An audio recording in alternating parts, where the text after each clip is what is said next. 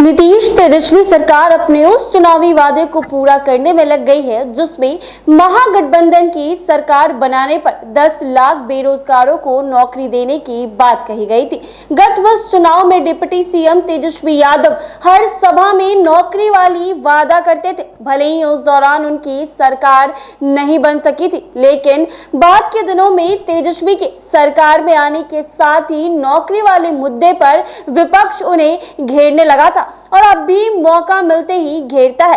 वादे को पूरा करने की नीतीश और तेजस्वी की सरकार कोशिश कर रही है। अब तक कितने को नौकरी दी गई है, इसका सटीक आंकड़ा सरकार के स्तर से जारी नहीं किया गया है, पर स्वास्थ्य, शिक्षा समेत अन्य विभागों में हजारों बेरोजगारों को नौकरी देने के साथ ही सरकार निकट भविष्य में 10,000 और बेरोजगारों को नौकरी देने जा रही है। इसका पूरा खाका तैयार कर लिया गया है। बता दें कि आधिकारिक सूत्रों के अनुसार राज्य सरकार विभिन्न विभागों से रिक्त पदों का आंकड़ा इकट्ठा कर सामान्य प्रशासन विभाग को सूची भेजी थी, जिस पर स्वीकृति मिल गई है। इसके अलावा विभिन्न विभागों ने 2000 नए पद सृजित किए गए हैं और इन्हें पदों पर भी शीघ्र बहाली की जाएगी। बताया गया है कि बहाली विभिन्न आयोगों के स्तर से की जाएगी। अब वह दिन दूर नहीं है जब आयोगों को रिक्त पदों की सूची भेजकर बहाली की प्रक्रिया शुरू की हरी झंडी दी जाएगी।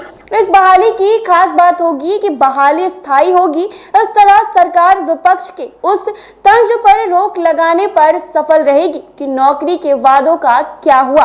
सूत्रों ने बताया है कि सबसे अधिक बहाली पंचायत स्तर पर काम करने वाले पंचायत सचिव और राजस्व कर्मी के पद पर होनी है। गत वर्ष और 6 माह पहले ही सरकार सूबे पर उक्त दोनों पदों पर बड़ी संख्या में सूबे के बेरोजगारों की बहाली की थी। अब निकट भविष्य में पंचायत सचिव के 3,532 और राजस्व कर्मचारी के 3500 पदों पर बहाली करने जा रही है।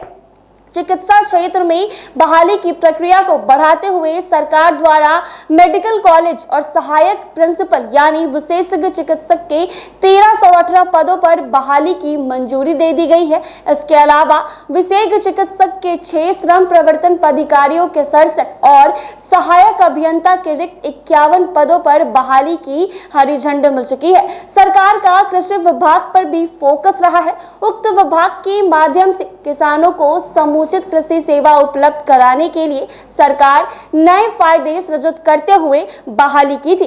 खबर मिली है कि कृषि अभियंता के 18 पदों, पौधा संरक्षण के सहायक निर्देशक के 8, सहयोग समितियों के सहायक निर्देशक के 7 और बीपीएससी में 59वीं संयुक्त प्रतियोगिता परीक्षा के तहत 329 पदों पर नियुक्ति का मन बना चुकी है।